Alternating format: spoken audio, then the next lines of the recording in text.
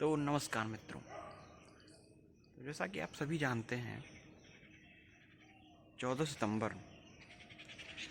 सितंबर यानी कि मंगलवार के दिन हिंदी दिवस मनाया जाता है। तो कई समाचार पत्रों में आप लोग इस समय देख रहे होंगे, इस वीक एक हफ्ते से ही हिंदी पखवाड़ा स्टार्ट हो जाता है, शुरू हो जाता है वहीं से। तो आज का एक लेख मैंने पढ़ा था अमर उजाला का, तो उसमें उन्होंने जैसे बताया था कि भाई पाश्चात्य संस्कृति से हमने क्या सीखा। पाश्चात्य संस्कृति से हमने क्या सीखा? हमने भाई हम अपने कल्चर, अपने ज्ञान को भूल सकते हैं, लेकिन पाश्चात्य संस्कृति को कैसे भूल सकते हैं भाई? उनका भी तो ध्यान रखना चाहिए। तो उसमें लिखा था कि भाई पाश्चात्य संस्कृति की वजह से हमें हर चीज़ को वैज्ञानिक देखने की दृष्टि मिली। वैज्ञानिक देखने की दृष्टि, हमें हर चीज़ को वैज्ञानिक देखने की दृष्टि से नहीं, हर चीज़ को संदेह की दृष्टि से देखने की दृष्टि मिली है। यही है पाश्चात्य संस्कृति जो हमारे मस्तिष्क के अंदर भर दिया गया है कि पाश्चात्य संस्कृति जो है अपनी संस्कृति है भाई, उसके बारे में ग्लानि महसूस करो और दूसरों का देख के भाई कहो कि अरे भाई वो कितने अच्छे हैं और अपना ज्ञान सब निराधार कर दो। यही है पाश्चात्य संस्कृति।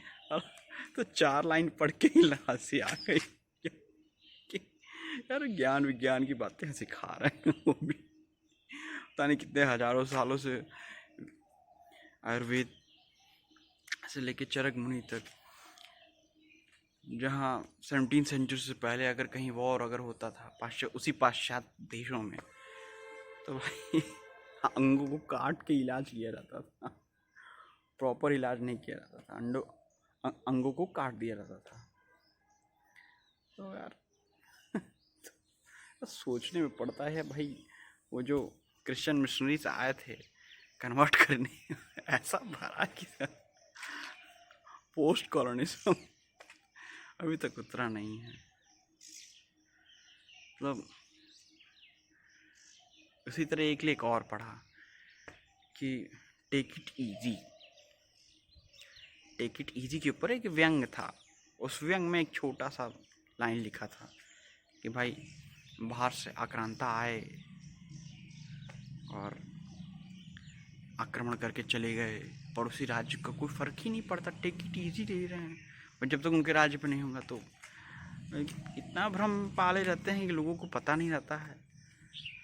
जब भी कोई आता है उसको भाई विरोध होता है, सबकी अपनी अपनी शक्ति होती, हो सकता है उस समय उतना ना रहा हो, लेकिन इसका मतलब ये थोड़ी कि आप जनरलाइज कह सकते हैं कि एक देश दूसरे देश को फर्क नहीं पड़ा। ये पूरा एक सामूहिक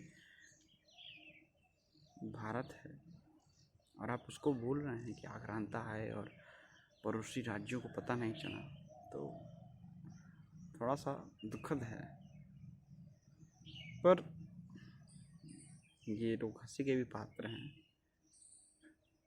तो मेरे से ज़्यादा तो मेरे कई मित्र हैं जो इन विषयों पर कुछ ज़्यादा ही अच्छे से बता सकते हैं। चलिए आज के लिए बस इतना ही, धन्यवाद।